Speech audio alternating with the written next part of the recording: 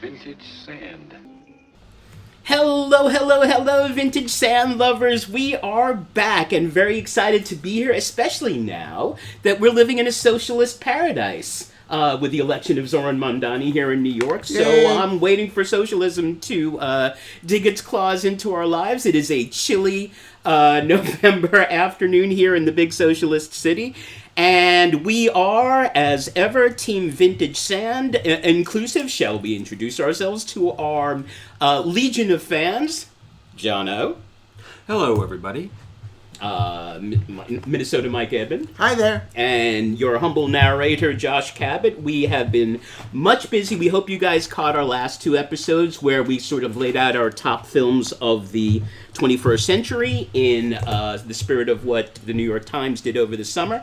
And that was a lot of fun. And now we can turn our attention to devote a full episode to somebody who, if you really think about it, can be considered one of the most important figures in American film over the last 50 years, considering what he did as an actor, a little bit as a director, and mostly as the creator of a festival that has given us almost every great director we've had over the last 25 years. And of course, we're talking about the Sundance Kid himself, Robert Redford. So we thought that Redford merited his own episode, and here it is, episode 63, which we call What Do We Do Now?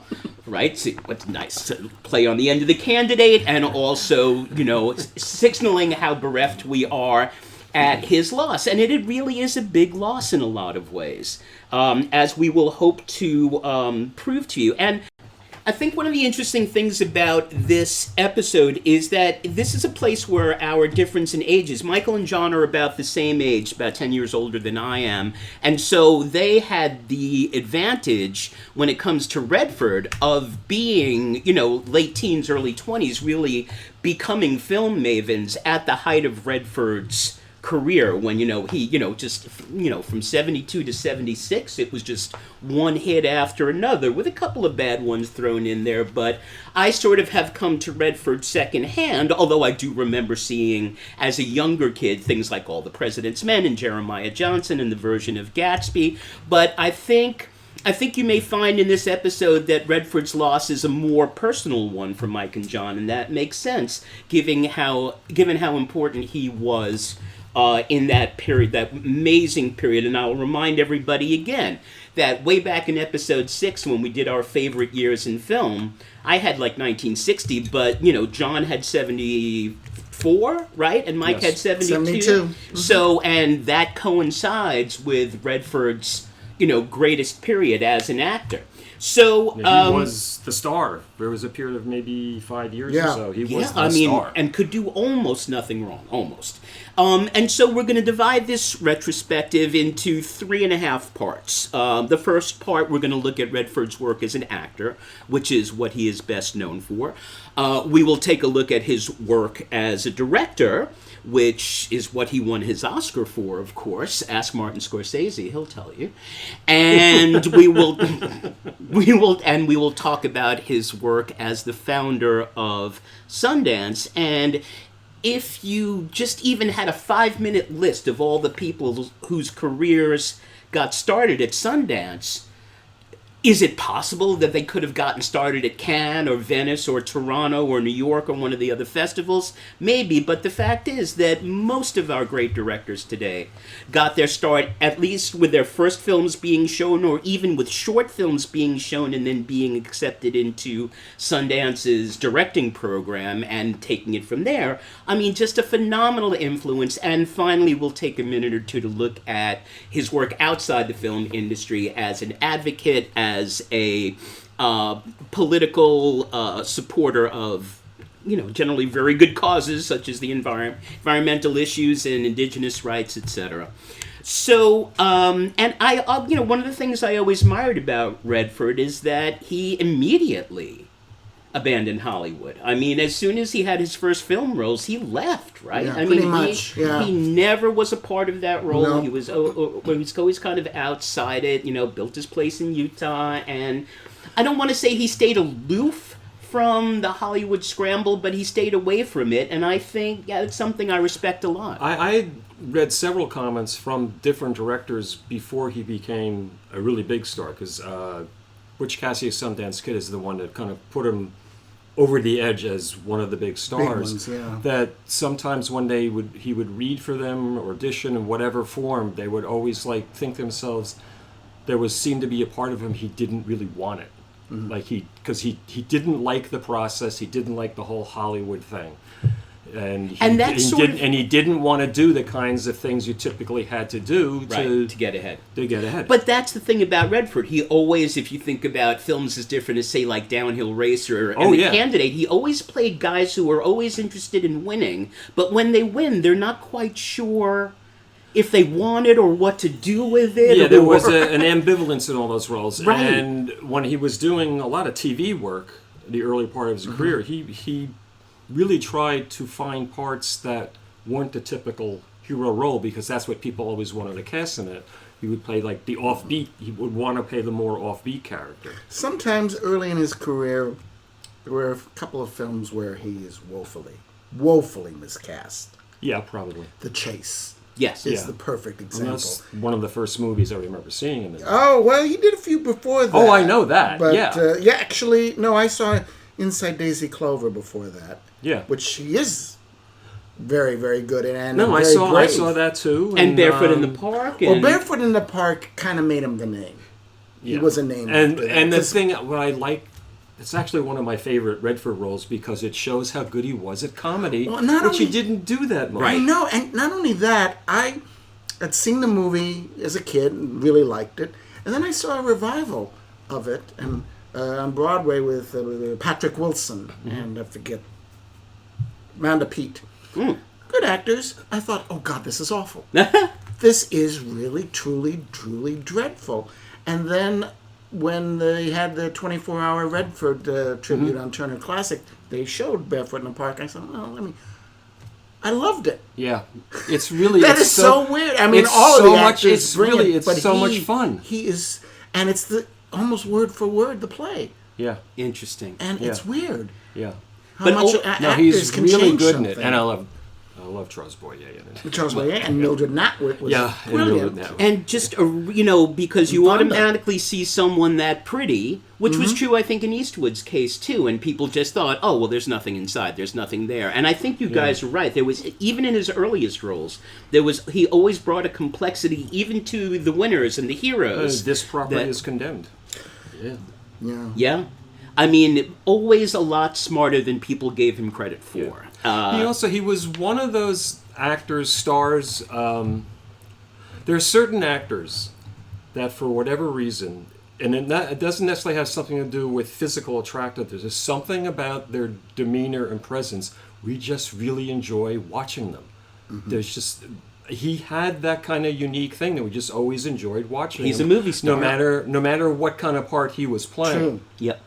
Yeah, no, absolutely. And my first memory of Redford was the Twilight Zone episode that he's in. Oh, yeah, where he plays Death. Right, the embodiment of death and Nothing in the Dark. And, people have said he's kind of wooden. I thought he was kind of wonderful in that. Yeah, you genuinely, when he comforts her and he's like, just take my hand, Mother, take my hand. And it's just like, wow, this guy is really good. So what's your first Redford memory? Where did you guys see him first? Inside Daisy Clover. Which was what, 66 or so? Yeah, 65. 65. I love Natalie Wood. I'd see anything she was in, so...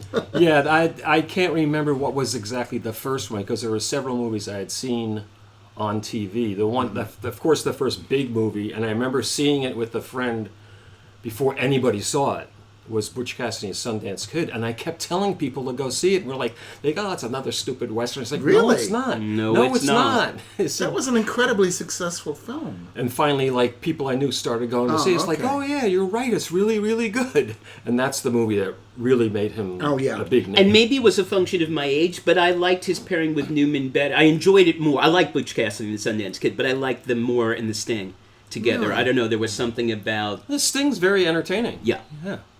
I find that a little odd that that's his only acting nomination. Is the I do too. Yeah. First of all, that year, Because I think he did better work than that. I would have nominated him for The Way We Were over The Sting. Scattered Picture. No, I'm serious. I think he is incredible in that. Both of them are. Yeah. Hubble. They're both really good in that. Yeah, and they're incredible. They both kind of keep the movie from Yeah. going overload into schmaltz. Right. And it already is sort of schmaltzy, but Right. but they keep it grounded. Well, and as you've meant, you want to talk about that's a Pollock film, and you want to talk about miscasting. You begin and end with Out of Africa when it comes to Redford. Well, I mean, the problem with desperately miscast. The problem with Out of Africa is it was written for a British actor. Yeah. And for whatever reason, they didn't make him do a British accent. Supposedly he was going to do it, and there was pressure to don't do it. Don't do it. But they didn't change The lines. and that's why he seems miscast. I don't in understand. that. It would have been a pretty simple rewrite. Yeah, well, they didn't. And Well, I guess they were trying to stick to the original story. If you ever see Alan Renee's Providence, Ellen Burstyn has the same problem. Yeah. That role was written for a British role, and she got it, and they didn't rewrite it, and she's very wooden in that movie. No, but that being said, he's got chemistry with Streep in the movie. I mean, there is, Yeah. that was a believable. Yeah, I don't particularly like that movie. No, I'm not a actually. fan. I had a that's farm in Africa. Sidney Pollack's Oscar. I go, really? Yeah, well, that's a but let's go back a little bit and talk about his that period from Butch Cassidy and the Sundance Kid through All the President's Men, Right. where he was sort of fairly untouchable. By the way, one of my closet favorites among those is Downhill Racer. I've never seen that. I like love Downhill Downhill Racer. Racer. Yeah. There's a few Redford movies I've not seen during that period. Check that one out. I mean, also the skiing footage is amazing for its time, and he's another one of those winners who's like, okay, why was I doing this? I just wanted to win, and I did, and what do we do now? And that's in the campaign. And that's the first film he's listed as an executive producer. Yeah. Because Yeah, they filmed it in it was a Utah, passion right? project. Yeah. They filmed it in his sort of backyard, I think. Yeah, and that same year was Little Falls and Big Halsey. Did anyone is- ever I've see seen I it. have not seen I've it. seen it. He's pretty good in it. Yeah. It's not a good movie. Okay, I've All never right. seen that. Yeah. And I remember seeing him as a kid because it was sort of a PG-ish, or G-ish film in Jeremiah Johnson. And I always liked him in that. I thought it was a really good... Well, I'm not getting a big reaction. No, I saw it when it came out. I thought it was kind of dull.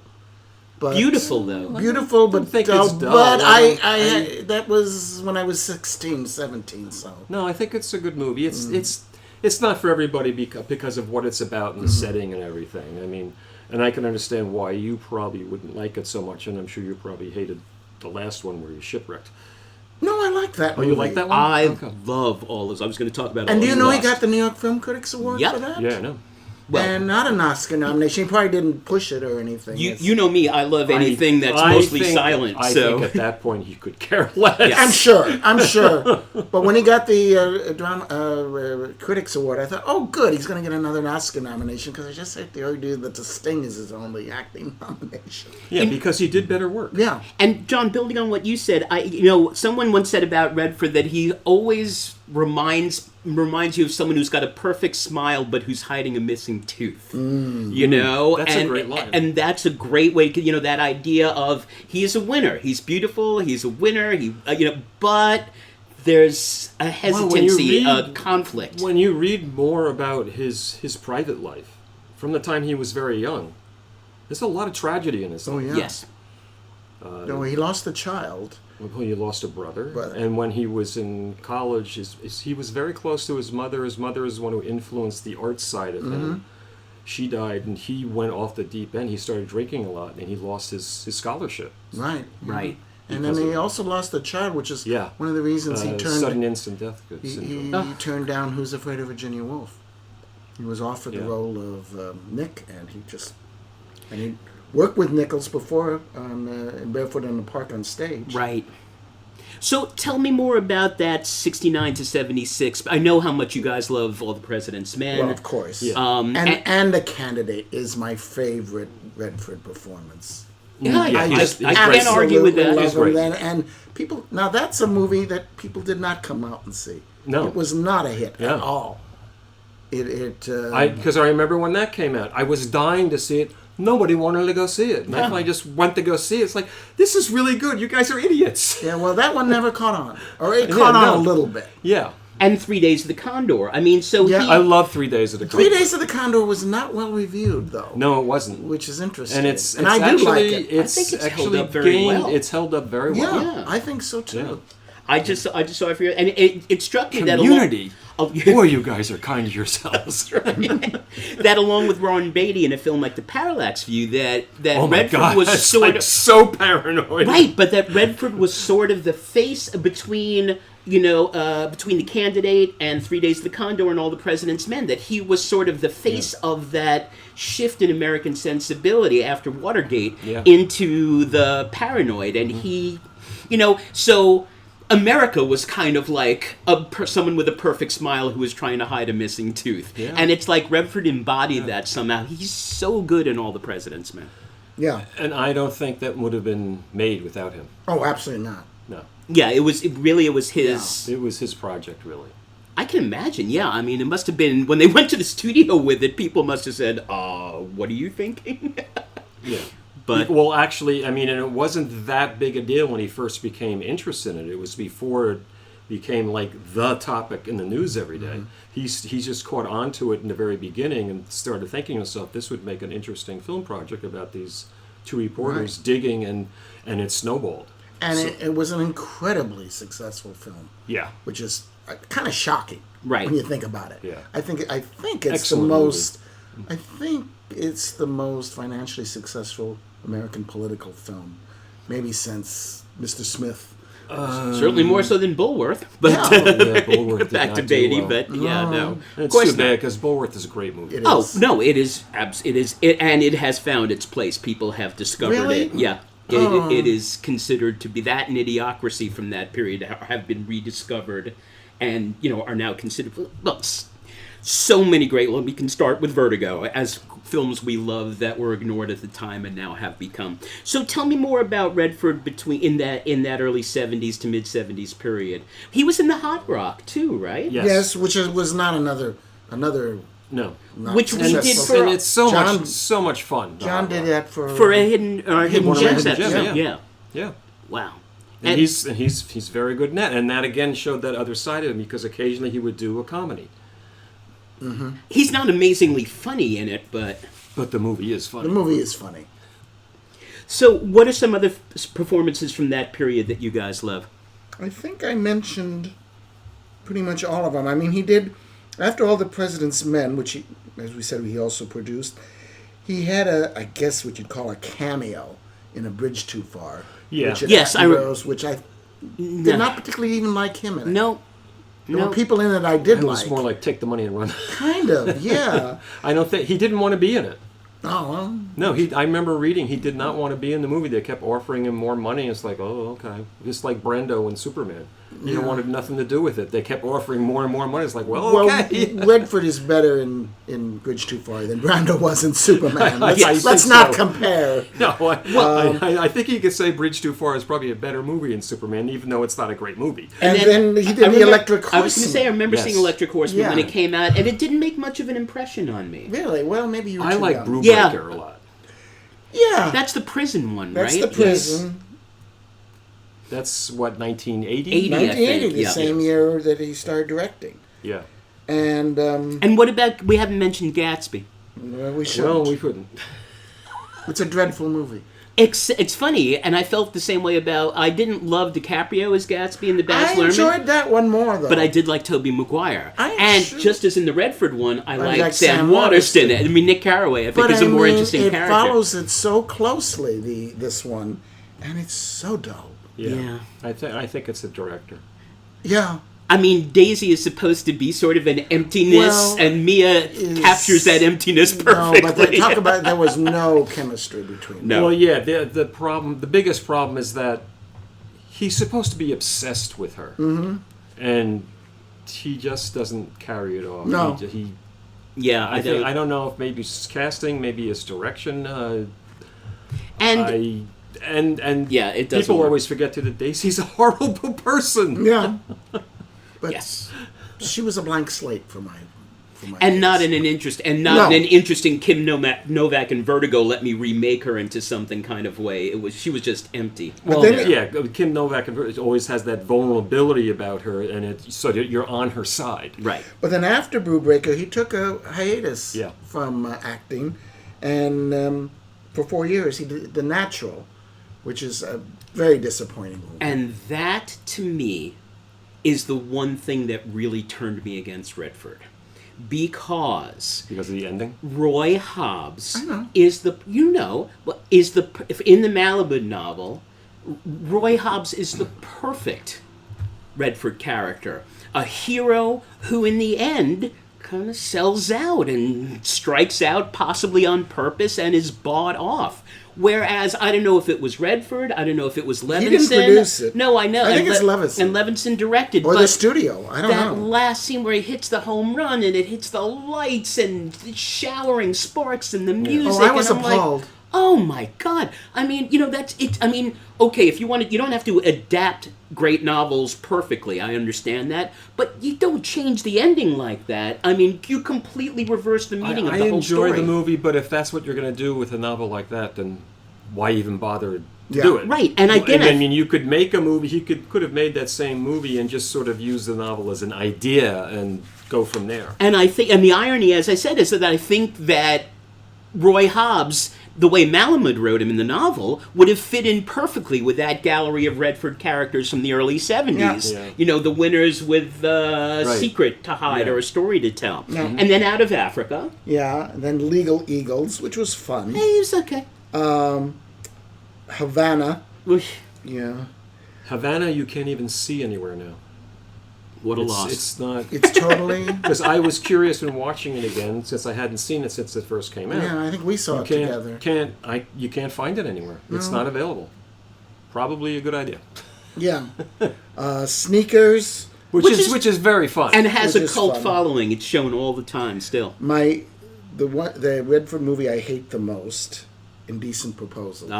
I mean, why? Yeah. What attracted him to that I material? don't know. Yeah. I mean, the morality, but his character, there's no question about his I thought I'd character's be more morality. interested if he paid The other character. the other Well, character husband $1 or- million to have an affair. Oh, But I mean, We're a little old for that part by that time. yeah, there was that too. yeah, but awful. Yeah, agreed. Awful. Up close and personal. Michelle Pfeiffer? Yeah. Yeah. The Horse Whisperer, which he is the first directed. movie that he was in that he directed, which I did not care for. Yeah, it's very schmaltzy. The Last Castle. He's good. He's good Wasn't in it. that a military or a prison yeah, one? that's he's in the military prison. Yeah. Okay. Yeah. I don't remember it that much. Yeah. Spy Game, which is entertaining. The Clearing. No, Does that ring a bell? didn't don't see know that? it. You didn't see I The didn't see Clearing? it. That's the one where he's kidnapped by Willem Dafoe. I don't remember that movie. Yeah, it's good. Yeah.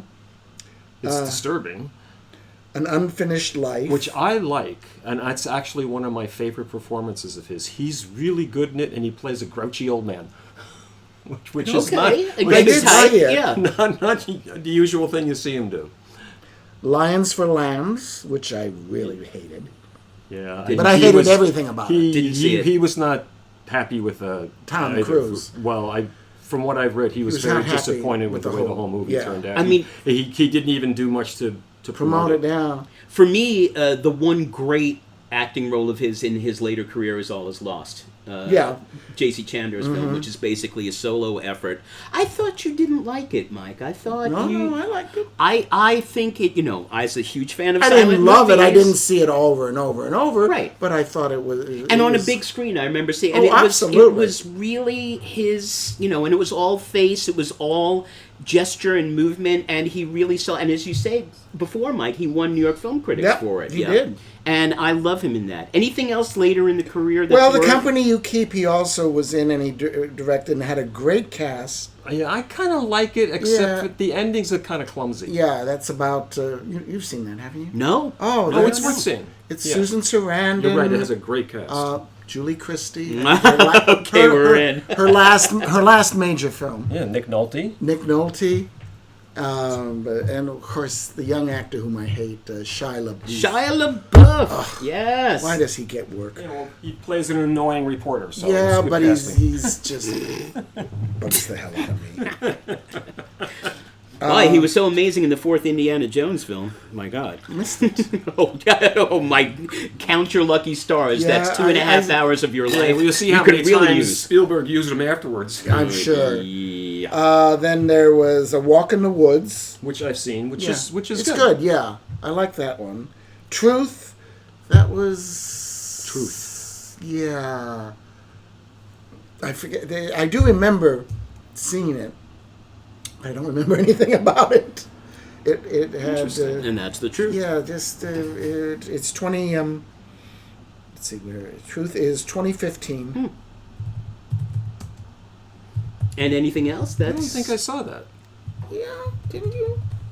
Someone else is in. I want to say Kate Blanchett. Oh yeah, where he plays Dan Rather. Yes. Yeah, yeah, I saw it. Oh, Yeah. It's pretty good. Yeah. yeah. Pete's Dragon, which I know I didn't see. The remake, because the original was like 77 Yeah, or something. yeah. This was a remake. The Discovery. No? Does that ring a bell? Is that a 2017? Don't think so. These are all acting. Our Souls at Night, which I do remember. Yeah, That's with- him and with Jane Fonda. That Yes. was- God, talk about chemistry. Yeah. You know, I mean, they don't have a scene together in The Chase, but the other three films they did together. And then The Old Man and the Gun, Right. which he... Did he direct? Did he direct? No, I don't think so. No, No. but he announced that would be his last acting film, although he And did... that was pretty good. Although he did do Avengers Endgame the following year. Yes. And I've Right, seen he was it. He in has the a small part in it, but he plays as this evil. He's also in one of the Captain America films, I think The Winter Soldier. Yeah, listen, and Marvel comes along and is willing to throw that kind of money at you for easy work. Why not? I'm sure he used it as a good cause. If you criticized everyone who became part of the Marvel universe, you'd have no one left. So, But he has, but I do like the old Man and the Gun. Yes, I thought that I was a did lot too. of fun, and I Yeah. thought, oh, yeah, Sissy Spacek was Yeah. in it. I think Bruce Dern had a small role. I did like that film a lot. so where do you put him in the pantheon of that really great generation of '70s actors? Oh, up there. Oh yeah, definitely definitely in the top 5. Yeah. No problem at all. Yeah. Yeah. Yeah, no, I can see that too. And then all the more interesting that he then turned to directing. And for me, I think he was very aware of the kind of roles that I'm known for, and he was very aware that he was being cast a lot of things because of the way he looked. It's like, I'm not going to be able to do this forever. Right. And he always had a visual sense to begin with. He was an artist. And he was always interested in all the different aspects of film. So it seems to be sort of a natural progression that he would want to direct. And you know what, John? I did not know that, but it makes sense now because even his lesser films like Milagro Beanfield War or River Runs Through Which I It like, are Milagro Beanfield. I do It's a too. quirky they're movie. beautiful. I mean, very Yeah. painterly. Yeah. Kind of, in those outdoor, especially in those two where a lot of the action is outdoors. Yeah. But I think as a director, 2 masterpieces. Ordinary People, obviously, and Quiz Show. Yeah. Okay. I would go along with that. I mean, Ordinary People, I know everybody regards it as the movie that upset Raging Bull. But it's Yeah, a really that's- good movie. It's an It's a excellent movie, and really people good movie. forget Raging Bull. People did not go to see Right. when it came out. No, it didn't. Such an It- awful person in the lead. Yeah. Yeah. Christmas Day, of course. I went with my mother on Christmas Day to see Raging Bull, which shows you what And did she ask, where's the bowl? Christmas at the Edmund household Yeah, was like. my mother had a thing for boxers, whatever. But Okay, that's another episode altogether. It's another couple of years of therapy right there. Okay. Was she friends with Rocky Graziano? but- possibly. What those two But- films have in common is that, for me, is that he's a very unobtrusive director. Yes. It's very much about the story, and he got performances out of TV actors. Right. Yeah, I would Well- say the Mary overriding Tyler Tyler Moore and Moore. Judd Hirsch. The And, overriding- Rob Morrow in Quiz Show. the overriding yes. theme in all of the movies he directed, they were always well acted. He was Really really good, good with with actors, actors. and that's something he emphasized at Sundance. He would have people who were in the directing program take acting classes, and I know that some of them did not like that. Oh, tough. Yeah, exactly. So, and what do you think that's about? Was that about him creating a very comfortable atmosphere Yeah. for the actors and making them feel supported? Yeah. Or, Yes.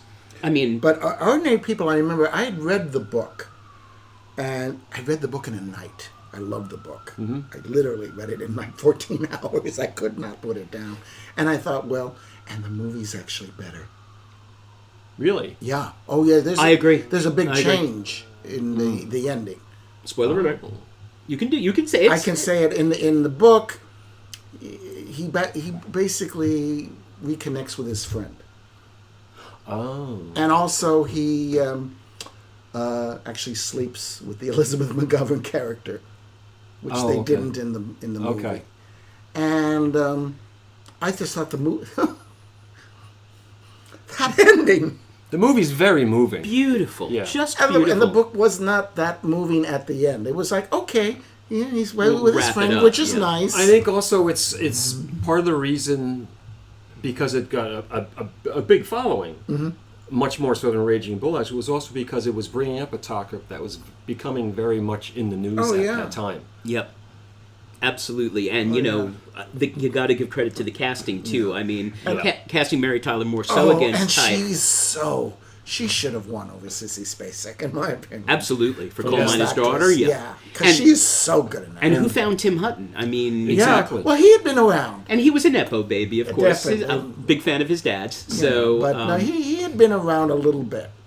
But yeah, he was great, and then also the other Donald Sutherland. and Donald Oh, Sutherland, who well, for some always. reason wasn't even nominated. always, Never always. couldn't figure that one out. And, the casting of Ray Fiennes and John Turturro, the two completely different types of actors in In Quiz Quiz Show Show. was, I think, it was just perfect. Oh my God, yeah, Yeah. yeah, I really, really do like Quiz Show, And it's such a compelling story, and it's Yes. true. and that did well. Quiz Yeah. Show did. Unfortunately, came out in the year of Forrest Gump and Pulp Fiction, and Shawshank, so it didn't get a lot of attention. But Forrest Gump. don't get me started. Vintage Sand is like a box of chocolates. You never know what you're going to get. Josh, I want you to cut that part out. I don't even find that remotely funny. I have a chocolate if you want one. See, so I thought Quiz Show was wonderful, and Paul Schofield was great as Mark He Van was Doren, great, yeah. and it's such a And from what I understand, he had a lot of persuading to get Paul Schofield to do that Yeah. because he didn't want to leave. Well, he Great didn't Britain. like doing films in general. Well, from what I understand, he didn't like leaving England, no, he England didn't. at all. He didn't. Didn't like having I to think travel that's his only Hollywood film. from that time. Yeah, Ever. we'll have to look that up. Because, I mean, Fact movies checker? that were shot here. Yeah, I think that's it. yeah. With They Schofield. did the train, but the train Train was shot, in and The Europe. Man for All Seasons was shot in England. Yeah. And Charlie Van Doren finds his character is fits perfectly into that Redford. This Oh, yeah. all a winner. Yeah. Blessed with brilliance and genes and connections and good looks but he sells out. Yeah. He sells out. And if you For haven't money. seen for Quiz Show in a while, it's worth seeing again. Yeah. Guys, tell me about Milagro Bean Field War, because that was was the fun. one in the middle. Right. And Yeah, it was. It was kind of, it was what, 88 or Yeah. so? Yeah. It was after Ordinary People. I remember when I first saw it, I was like, oh, like a sort of a jarring experience because it was so different. Quirky. I yeah. think that's the right word. Well, that's the for word it. I said before. And yeah, I saw it again recently. Oh, it's yeah? really good. Yeah, I liked it. I mean, Yeah. it wasn't one, unlike Ordinary People, It this has wasn't one that I went over and over. And it has a over to great see. cast. Who else? Ruben Blades was in it, I Yeah, remember. Ruben Yeah. Blades. Who else is in it? John Hurt is in it. Oh, okay. Christopher Walken is in it. Oh, right, okay. Yeah. And I just remember in New Mexico, right? Yeah. Those Yeah. beautiful, the use I remember of the music being rather good. Yeah. It had a wonderful score. Yes. And as I said, I think I don't love A River Runs Through It. I think it's not as good as the source but material. that was a big, huge hit. It was, and I think it's just beautiful to look at. I think guess it made. is. Didn't it make Brad Pitt a star?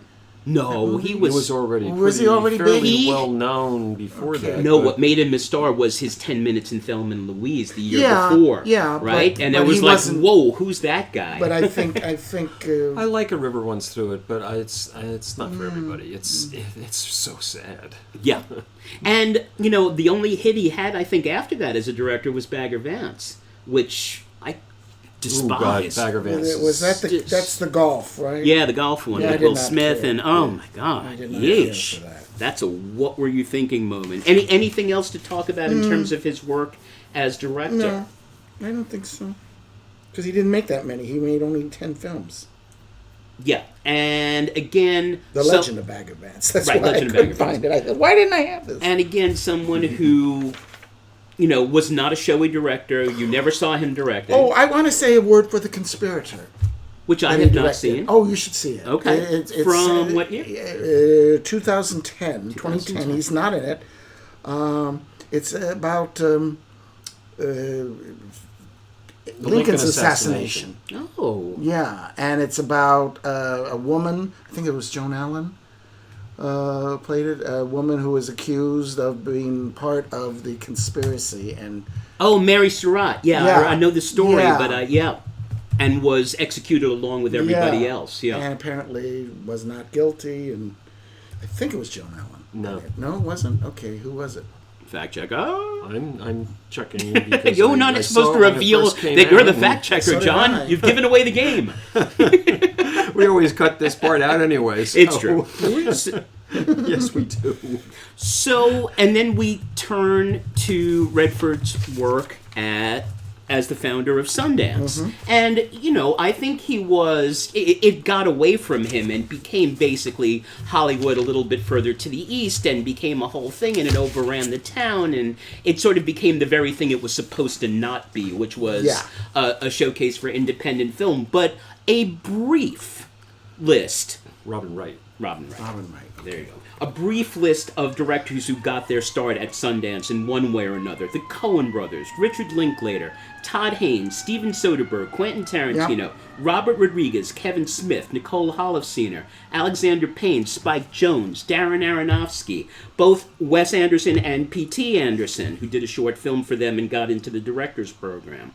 Todd Field, Ryan Johnson, Ava DuVernay, Ryan Coogler, Damien Chazelle, Chloe Zhao, and on and on. And yes, these people might have been discovered at another festival, but I know, who else would have shown Todd Haynes' Poison in 91? Right, which won the best picture. And Sundance showed Superstar, the banned little animated film he made with dolls about Karen Carpenter, which Right. is really his first film. So if Redford had done nothing else Yeah. but start yeah. Sundance, he'd be one of the most important people in American film in the last 50 years. Yep. Thoughts on that? Comments? Or I can don't. you say? He can't be praised enough for doing Yeah. that.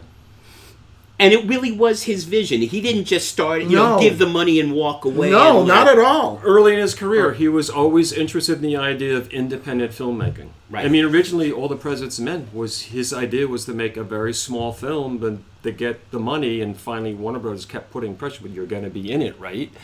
And it's like, well, okay. If you want the money, you've got to be in it. So yeah, and I have a personal thank you for Robert Redford in absentia, because my friend Hilary Brower won the screenplay award there in 04 for Stephanie Daly with Amber Tamblyn, and didn't see. yeah, which it barely was shown anywhere. I think it maybe played in New York in one theater for a week. Can you stream it anywhere? That's a good question. I'll have to ask her. But Yeah. she I'm a little biased in her case, but and it's fascinating, of course, because she won that award, and then the phone didn't ring. That's the business. Yeah. I mean, it's just. She's so good that she ended up with a teaching gig up at Columbia. She teaches film production of it, and she's a full professor there. She's amazing. But again, the opportunities that Sundance gave people, and it's a shame. They're actually moving it out of Park City Yes, now, they are. aren't they? Yeah, It's they are. gotten too big Big for Park City. it's yeah. become institutional. It's Yeah. as I said, it became the very thing it was supposed to be an alternative. I mean, I've to. had friends who've been there. I mean, you guys Do you guys know people who've been I there? haven't been there. I do, yeah. No, I know. You've been there? No, I know. I know who've been- people who've been there. I've never been there either, and it's a madhouse. That's what I've always It's a heard. winter madhouse. Yeah, and you can't move. The traffic Yeah. is because the Park City was not built for that Yeah, kind it's of. like one movie after another, as far as screenings. So. Yeah, but I mean, whatever you think of Redford as an actor or a director, if you're a fan of American film over the last 50 years, you owe him a debt of Absolutely. gratitude. Period. I mean, there's just Yeah. no arguing that. Yeah, I mean, I could go on and on of the films that won awards and stuff, but I mean, including the Oscar-winning Coda. Yeah, That's right. I mean, right, and there's stuff that would not have played. I don't think Sex, Lies, and Videotape would have played it. I don't think Clerks. I know you guys are not Kevin I Smith like fans. Clerks. Oh, I like love Clerks. but that wouldn't have played anywhere else. I Yeah. don't know if Reservoir Dogs would have played anywhere else. No. If Toronto or Venice or Berlin or Cannes or New York might have taken it, but you never know. But we owe their careers, and we owe so much of the greatness of American film over the last half century to Redford and Sundance. So finally, your thoughts on Redford as an activist. I know he was very involved in environmental issues. Very important, and did it quietly. But he did it very quietly. See, that's the thing. Yeah, Yeah. I he love did things not, like that. do commercials or anything, No. but he did it very, very quietly. And on the side of the Angels, he was always fighting for indigenous rights From the and- beginning. right from the late '60s. He didn't get involved in political campaigns per se. He didn't endorse such and such that I know of. Yeah, I don't know of him ever doing that openly. Yeah, unlike somebody like Warren Beatty. Right. Because Warren Beatty always loved the camera. So Yes, he does. Yes, he does. that's why we don't see much of him anymore. Because he was always very vain. Yeah. He probably thought that song was about him. He's so vain. That's right. So there you go. Look, we made a Carly Simon joke, people. Come on. Where else can you get that kind of intellectual style? Well, humor? that's what happens when you keep getting clouds in your coffee. Exactly. So we bid a very fond farewell to a truly, huge figure in American film history. And it seems, he seemed like such a lightweight to so many people at the time. I know. But looking back at everything accomplished, he's just the opposite of that. Yeah. And a great American story and foundational to, as I said, recent generations of American film. And, Agreed. what do we do now? That's, what do we do without him and people like him? There aren't too many left. And if anybody who's listening to this has not seen The Candidate, please. Please, We please, talked about it in our please. political episode. It's a really good movie. It's really entertaining. Oh, it is, totally. I mean, just it has Peter a lot of Boyle's humor. great in it. It has a and, lot of humor in it. and it did win an Oscar for original screenplay. Jeremy Larner? Larner, yes, Yeah. And then he never wrote anything Not really. else. Well, he wrote right? books, but he did But not. not. write, yeah.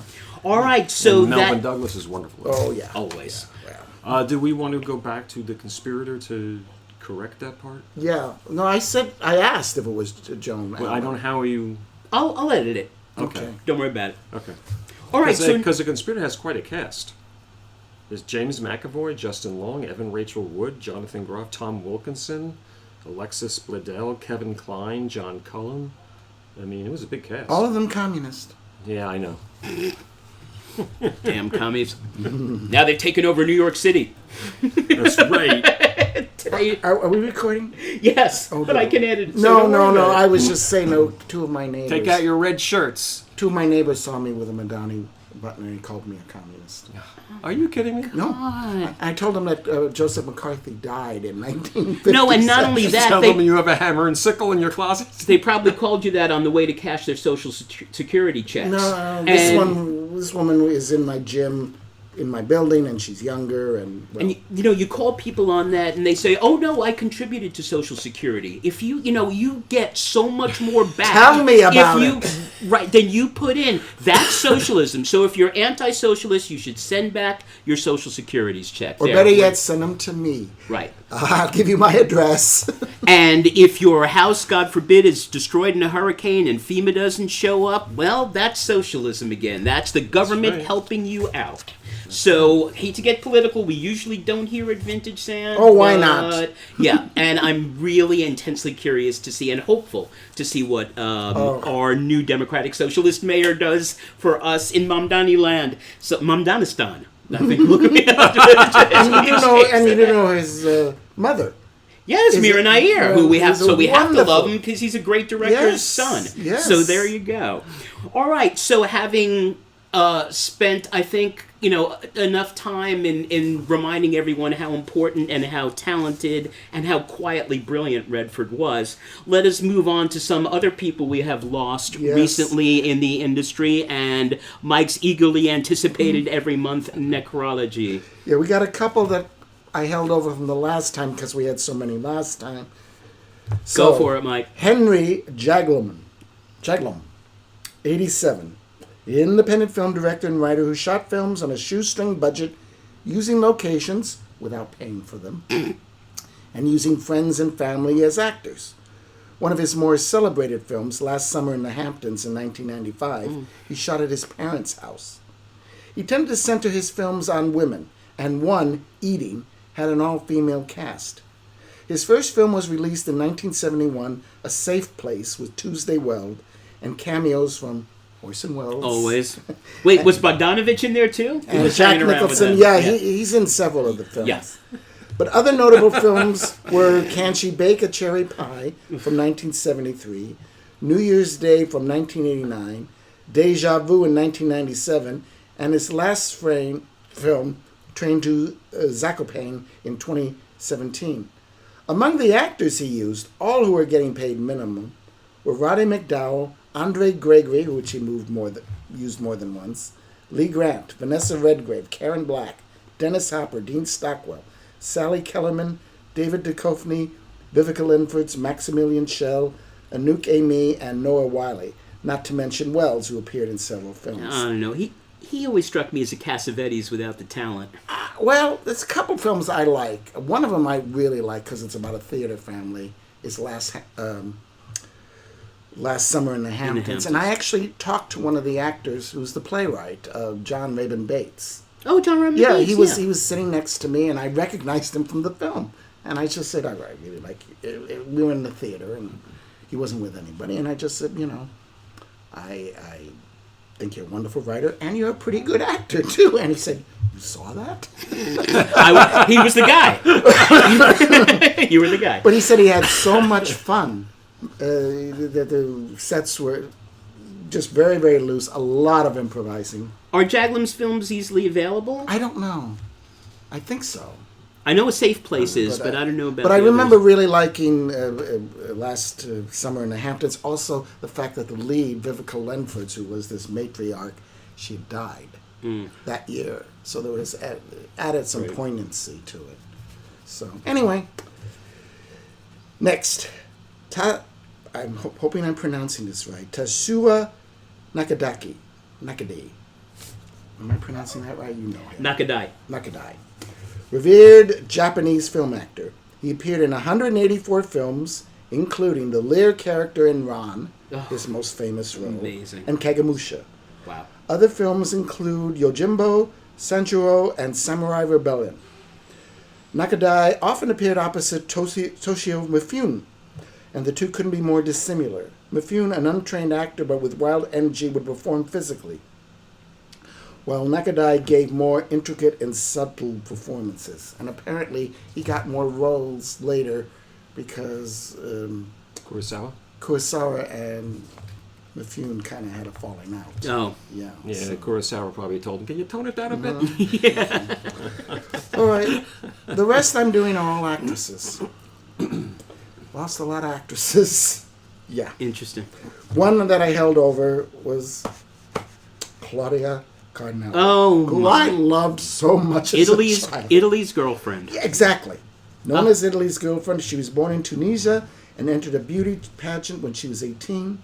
Her prize was a trip to the Venice Film Festival, where she was widely photographed by the Italian media. When she was a teenager, she was sexually assaulted by an adult acquaintance who coerced her into an abusive relationship that resulted in her becoming pregnant. She gave birth to a boy, but her parents raised him as their own. He did not learn that she was his mother until he was 8. Wow. That year, the Italian film producer Franco Cristalli signed her to his film studio, and she was then known as Claudia Cardinale. Her first breakout role was in Big Deal on Madonna Street. Sure. Yep. And then she worked constantly, including Visconti's Rocco and His Brothers and the Leopard and Fellini's 8½. American films in the 60s included The Pink Panther, one of my favorites, Circus World, The Lost Command, The Professionals, and Don't Make Waves. Her most notable film during this period was Sergio Leone's Once Upon a Time in the West. She's so good in it. Yeah, well, I liked her in everything. Well, how could you not? Yeah. She just was just always just one of those actors who's just always so likable. Ethereal. Yeah. Just like, Besides being absolutely gorgeous. Oh my right. God. I mean, seeing her for the first time in 8½, you're like, wait, is that a real person? Yeah. Could any actual human being be that beautiful? Well, But there was such a warmth to her. Yes. Right. Not a cold. I remember that was the summer I was in Minneapolis with my grandmother. I usually was, and I would see Pink Panther over and over and over, and then 8½. Came out, and I begged my grandmother, because it was, I guess, an R-rated film, please take me to see this so I could see Claudia Cardinale. And neither one of us understood what the hell was going on in that movie. I was precocious, but not that precocious. Not that precocious. The Pink Panther is a lot of fun. Yes. Anyway, oh God, I love her. She divorced Cristaldi in 1975 and started a relationship with Pasquale Squillieri, an independent filmmaker. But Cristalli blackballed her from Italy, and she moved to France to make films, mostly in supporting roles. Her most notable film was Werner Herzog's Fitzcarraldo and Franco Zeffirelli's miniseries Jesus of Nazareth. Oh, sure. She continued to live with her children in France and established a foundation in her name that supports arts and gives attention to women and the environment. In 2000, she was named Goodwill Ambassador by UNESCO, the United Nations Cultural Organization, quote, in recognition of her commitment to improving the status of women and girls through education as well as promoting and affirming their rights. Wow. Sorry, I spent a lot of time on her. Are you kidding? What more? I mean, she just came off as such a nice person, and then she got into these abusive relationships. Yeah, It's horrible. I know. Yeah, anyway. Okay, Samantha Eggar. Oh, yeah. 86, film and TV actress. She appeared on stage in a few minor roles in films until she was cast in William Wyler's The Collector opposite Terence Stamp. Sure. She played a college student who was stalked and kidnapped by Stamp's character and locked in the cellar of his English country house. For her role, she won the Cannes Film Festival Award as Best Actress and won an Oscar nomination, only to lose to Julie Christie in Darling. Her other films Who during would you have voted for? I would have voted for That's a Julie toss-up Christie. there. You know. But Samantha Eggar is very, she's very, great very in good. that. So is Stan. Yep.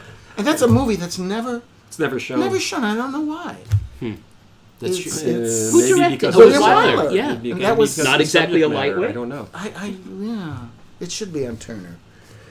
Her other films during this period were Walk, Don't Run, Cary Grant's Cary final Grant's film. last, yeah. The Which Molly is Mc- very charming. Yes. The Molly Maguires with Sean Connery and The Unfortunate Dr. Dolittle with Rex Harrison. If I could walk with the animals. Well, anyone that can finish a movie with Rex Harrison Yeah. needs to get a special award. After that, she worked mostly in television, but occasionally appeared in movies, most notably in David Cronenberg's The Brood. Oh, that's right. Early body horror Yeah. Cronenberg. Yeah, she's really good in that. Penelope Milford. I was going to 70s say, Samantha Eggar was a very underrated actress. Yes, she was. Agreed. Yes, she was. She And did beautiful. mostly TV after that. Yeah. I mean, I remember her popping up in the Columbo episode. Penelope Milford, 77, film, TV, and stage actress. She had already appeared on Broadway in Lenny and Shenandoah when she was cast as Jane Fonda's best friend in Coming Home in 1978, which won her an Oscar nomination for Best Supporting Actress, which she lost to Maggie Smith in California's Suite. She only made 11 other theatrical films, including Endless Love, Henry, Portrait of a Serial Killer, Good one. and as a school teacher in Heathers. She quit acting in 1997 and taught acting in Chicago and Minneapolis. Dame Patricia Routledge. I'm not sure if you guys know who she is. You might not. I don't think so. Okay. TV, stage, and occasional film actress. She won a Tony Award as Best Actress in a Musical for Darling of the Day, which only ran 32 performances. Whoops. She was also seen in Central Park as Pirate Jenny in The Pirates of Penzance, opposite Kevin Kline and Linda Ronstadt. She made several films in the 60s, including If It's Tuesday, This Must Be Belgium, 30 is a Dangerous Age, Cynthia, The Bliss of Mrs. Blossom, To Sir with Love with Sidney Poitier, who she adored, and Don't Raise the Bridge, Lower the River with Jerry Lewis, whom she despised. That's not a reach. But besides her extensive stage work in London, she is best known for the TV Britcom Keeping Up Appearances, Okay. which ran from 1990 to 1995 and was shown on PBS 13 in New York at 8 o'clock on Saturday nights for 16 years. Wow. Same time. In the shows, she was Hyacinth Bucket, who insisted on having her name pronounced Bouquet. Bouquet. Yep. A suburban social climber who henpecked her husband and who her neighbors studiously avoided. It was a one-joke show, but it was always funny. And actually, when she received her knighthood, her damehood, she broke protocol and hugged the queen. Oh, all right. Respect. And I saw her as Mrs. Malaprop, and I saw her as Lady Bracknell. I mean, she was marvelous. Now, this one isn't really an actress, but it stretches a little. Maria Riva, 100. Television actress and biographer of her mother, Marlene Dietrich. Marlene Dietrich's daughter, right. Her father, an assistant director in Berlin, married Dietrich in 1923. When Dietrich's career took off, Riva grew up mostly on Hollywood on the Paramount Pictures backlot. Riva never formally went to school. Marlene wanted her daughter, as she was known as the child, as she referred to her, by her side as a handmaiden and personal assistant. It was Joseph von Sternberg who taught Maria some English. She watched as her mother took in many co-stars as her lovers, including von Sternberg, Marie Chevalier, Gary Cooper, Douglas Fairbanks Jr., and Mercedes de Acosta, who was also Garbo's lover. Later on, according to Maria, she was lovers with George... We could do a whole episode on the things that she had affairs with. George Patton, Colette, Have to be a double episode. and Adlai Stevenson. During a stint in London, Rivera wrote that there would be Michael Arlen for breakfast, Christopher Fry for lunch, Kenneth Tynan for tea, and a sexy new Swedish blonde for supper. In her 20s and 30s, she did marry, it gets boring after a gave while. birth to a son. No dessert? According to the book, she didn't even like sex. I read the book called Marlene Dietrich, and she didn't like sex that much. She just liked the power, I guess. In her 20s and 30s, she married and gave birth to a son, making Dietrich a grandmother, much to her horror. When Life magazine named her the most glamorous grandmother, she was not pleased. Rivera suffered from depression and alcoholism and went into therapy and became a TV actress with CBS. When Dietrich stopped making movies in the early 1960s, she was urged by another lover, Yul Brynner, to do a cabaret act, which she did on Broadway and on tour and in London during the 60s and 70s. Rivera, once again, was then her assistant. In 1978, Dietrich retired after having shot Just a Gigolo with David Bowie, paid $500,000 for 2 days' work, and became a recluse in her Paris apartment. In 1993, a year after Dietrich's death, the book Marlene Dietrich by Rivera was published. And guys, it was pretty chilling. I can imagine. When I finished that book, I said I thought I had problems with my mother. Amateur. I mean, my God. Talk about a true narcissist. Yeah. Okay, now... But were you surprised? No, but somewhat. I mean, my God. I mean... Whew. And, well, I could go on, but I don't want to. Yeah. Okay. June Lockhart, 100. Yay. TV and film actress. The daughter of Jean Lockhart, which I didn't know. I did not know that. She made her film debut That I in knew. 1938 as one of the Cratchit children in A Christmas Carol. Jean played Bob. Other early films included All This in Heaven 2, Adam Had Four Sons, Sergeant York, The White Cliffs of Dover, She-Wolf of London, Son of Lassie, The Yearling, and Meet Me in St. Louis. But in the 50s and 60s, she played exclusively on television. Her two most famous series was Lassie from 1958 to 1964 and Lost in Space from 65 to 68. She continued to do guest spots on television and voice work until 2021. Wow. And from what I hear, a very nice woman. I'm not surprised. Danger, Will Robinson. Danger! Danger! Prunella Scales. Oh, no. 93. Battle!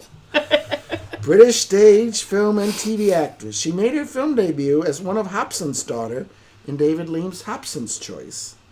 Other films included What Every Woman Wants, Room at the Top, Waltz of the Toreadors, The Boys from Brazil, The Lonely Passion of Judith Hearn, Wolf, and most notably as the Dottie Aunt Julie to Emma Thompson and Helena Bonham Carter in Merchant Ivory's Howard's End. Right. But the one role she will be best remembered for is Sybil Fawlty in Fawlty Towers, considered one of, if not the best British sitcom ever. Oh, I know. Playing opposite John Cleese, playing a put-upon British seaside hotel manager, she would cut Basil down to size. Not easy, considering she was 5'3" to his 6'5". The show only had 12 episodes. Yep, that's playing half of them in 1975 and the other half in 1979. But that was a great show to everybody. Yeah. It is so funny. Another British actress, Pauline Collins, 85. TV and stage actress. Although she was known for playing one of the maids in Upstairs, Downstairs, she rose to prominence with the one-woman stage production of Shirley Valentine. The play, written by Willie Russell, dealt with a middle-aged Liverpool housewife bored with her husband and adult child and decides to escape to Greece. Collins won every stage award available, the Olivier in London and all the theater awards in New York, including the Tony Award. But before she performed it here, a movie was made, expanding the other characters and shooting in Greece with Tom Conti as a Greek hotel owner. The film was released late in 1989. The same year it appeared on Broadway, and Collins won an Oscar nomination for Best Actress, losing to Jessica Tandy in Driving Miss Daisy.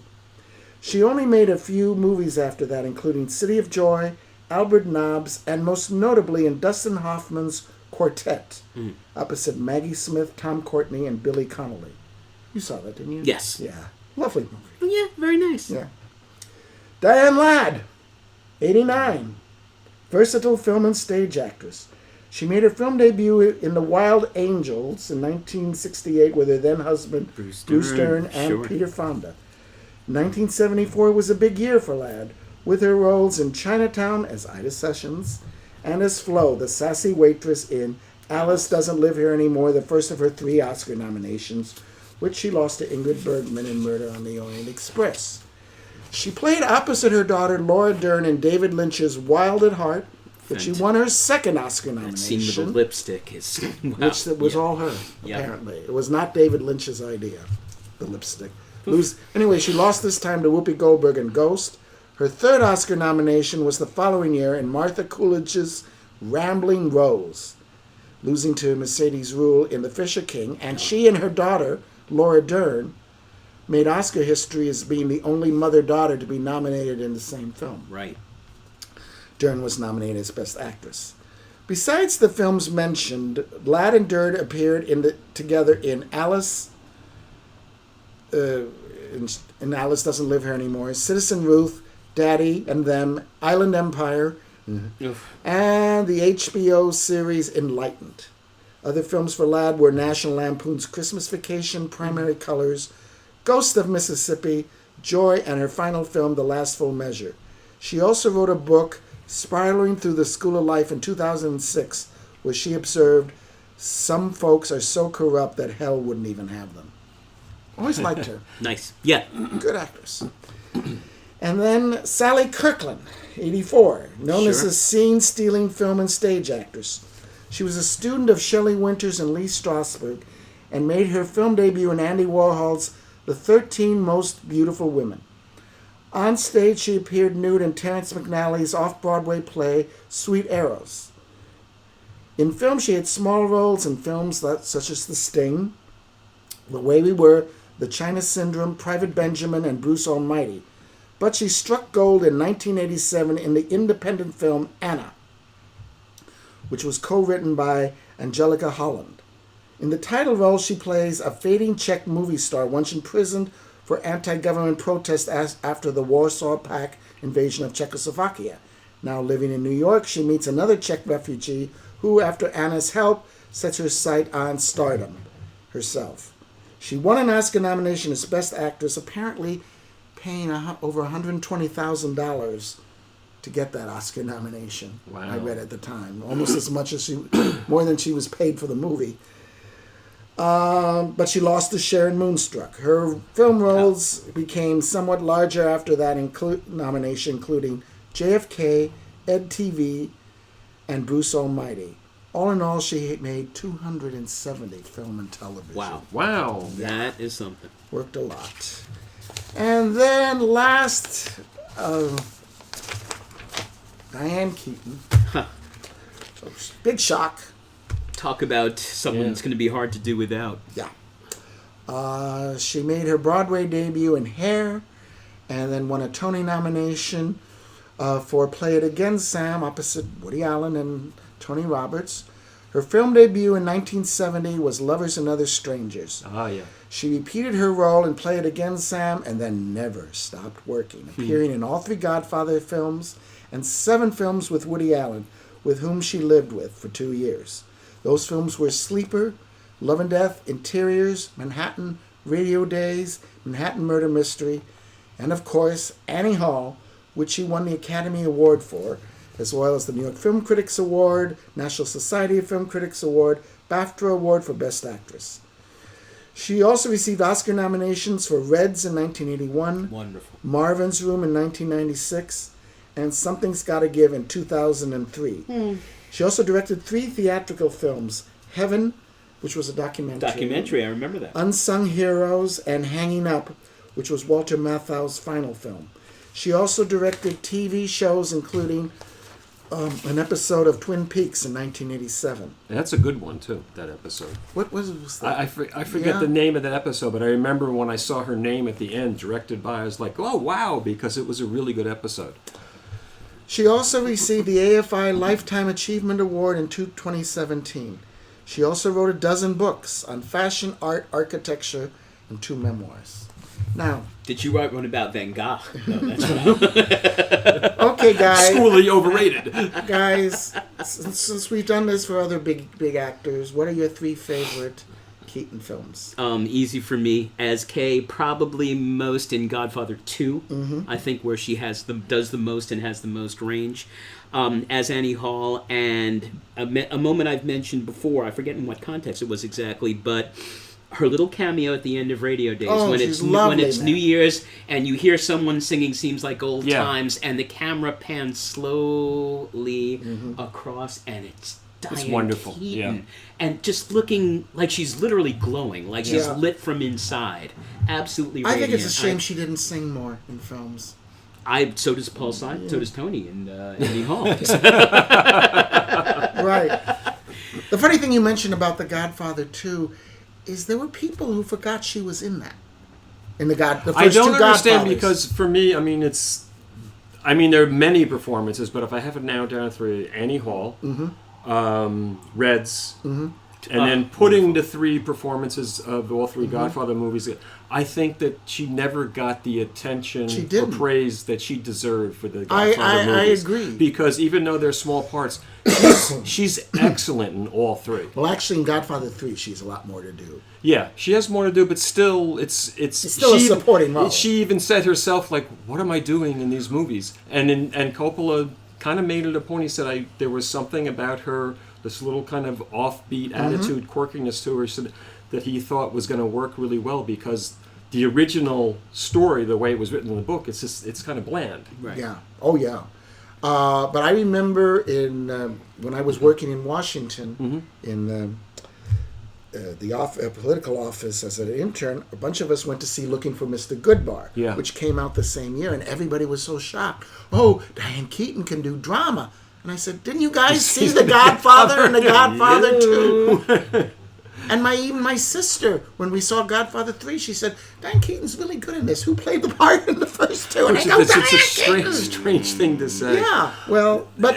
There's a moment, if you're going to talk about the God, she has that moment towards the end of Godfather 2 when she's visiting the children. Yeah. And Michael comes and he goes to the door and he coldly closes the door on her. And that moment she has where she's just absolutely heartbroken, the look on her face. Yes. It's devastating. Oh, my God, yeah. And she never got the praise she No, deserved she didn't for that. those. No, she didn't. My favorite are Manhattan, which is one of the best movies I've ever seen, and I think she's wonderful in it. Agreed. Baby Boom. Which Love is that. wonderful. Really in it. very, very Sweet and funny. charming and fun, yeah. And another movie which she should have been nominated for, which she did right after Reds, was Shoot the Moon. Yes. Yeah, with Albert Finney, Yeah. yeah. I only saw that movie It's once a really good or movie. twice, and I remember her scene in the bathtub where Yeah. she's smoking weed and she's singing, I think, Yesterday, the Yeah. Beatles song. I remember that so... It just really struck a chord. And I haven't seen the movie. And That's a good hidden gem movie. That Yeah, is. no, Can you get it anywhere? That's a I don't know. loss, and it just came out of nowhere. Yeah. It's just, Yeah. Well, it's Alan Parker. No, I know. I mean, losing her. Oh, is yeah. just- Yeah, they say it was pneumonia. And she had 3 movies in pre-production. So I don't I know the whole thing's very strange because I just always, officially, this is what the family has told us, but I keep thinking that maybe there was something else. something else. She did a movie because last year. It's not like she didn't have the means or money to get health care, Yeah. and like you had brought up that to have these projects okayed, she would have had to have checkups with the insurance companies. Yeah. Because So she it's was just an it's advanced strange. stage. No, and what I think about her and her later is that even in fluff like Father of the Bride remake and the other films she did. What's the Book one? Club was the last one I saw. Yeah, the Nancy Myers stuff. She Well, something gotta give. She's very good. She Yes, is she very, is. and she always lent a sense of realness and intensity to even the lightest stuff. I never disliked her in a part. I never No, thought, me neither. Diane Keaton's no good here. No, me But neither. so we shall not look upon her like again anytime really. soon. So there you have it, fans. We lost a lot of good people along the way, but hopefully this will inspire you to track down some of their work and keep their memory alive, as they say. So, on a more lighthearted note, we turn to our next favorite element, John Meyer and his monthly quote quiz. John. Okay, so the last quote from our last episode was, "I'm already pregnant, so what other shenanigans could I get up to?" That was Elliot Page from Juno, 2007, directed by Ivan Reitman. And the new quote is, Drumroll. "Tell them we're all out of souvenirs."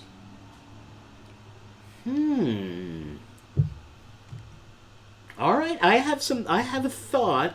I have an instinct, but I can give you a hint if you want. No. That would be cricket. So if you are interested in finding out the answer to that one, or if you think you know and want to check, please check out our website, cleverly titled www.vintagesand.com. For our next episode 64 in December, we're going to go back to Hidden Gems. I think it's our 5th Hidden Gems episode, where we'll each focus on one film that we feel has been unjustly overlooked by time. I'm just wondering, have you guys been watching, I don't know if you have Apple TV, the Scorsese documentary that Rebecca Miller did? I haven't. It's called Mr. Scorsese. It's quite good. I don't have Apple TV. It's actually for that and for Pluribus, Vince Gilligan's new series with Ray Seahorn, who is in Better Call Saul. It's wonderful. I watched on the plane the studio, which is very funny. Yeah, the Seth Rogen. Which is. Do you know the part that Bryan Cranston plays? The big Yeah. is Griffin Mills, and it took me like 15 minutes. Like, where have I heard that name? Oh, it's Claire. That's the player. That's yeah. Beautiful. And I also watched Severance, which I don't get. I love Severance, I but don't that's get it. not an easy, that's one that you either buy into the concept wholeheartedly or just like, what is happening and why do I care? Yeah. It's a sci-fi allegory of the work-life balance, and I think it's beautifully acted, written, and shot. Very 70s paranoid corridors kind of thing, and lots of stuff going on behind the scenes. So, if you have Apple TV or access, Rebecca Miller's 4-part documentary on Scorsese's one of the more thoughtful film studies of a director that I have seen. Scorsese plays a big part in it and has a lot to say and a lot that I didn't know. So it's really worth your time. I will take this moment to remind everybody that Vintage Sand is now, ever and always, a 5 9s and a 4 production. Yay. Always loved 5 9s and a 4 around Christmas time. Yeah, that was good times. And we want to thank Melissa for her tech help, as always, Mama Sue for the use of the hall, and Theo for their kick-ass logo. We are available on YouTube and Spotify and Apple Podcasts and SoundCloud. As I mentioned, please check out our website at www.vintagesand.com, where you can get more in-depth information on all the episodes that we've done. And also, please leave us your suggestions as to topics for episodes coming up. And remember, unfortunately, we're still a non-profit organization. We are, yes. Well, for the immediate future, given the fact that there's no more National Endowment for the Arts, National Public Radio, or PBS, or any kind of funding coming out of Washington for that may go on for a while. But keep the faith, hang in there, and as ever for you, our beloved and devoted listeners, our fervent hope is that your favorite films may always be streaming.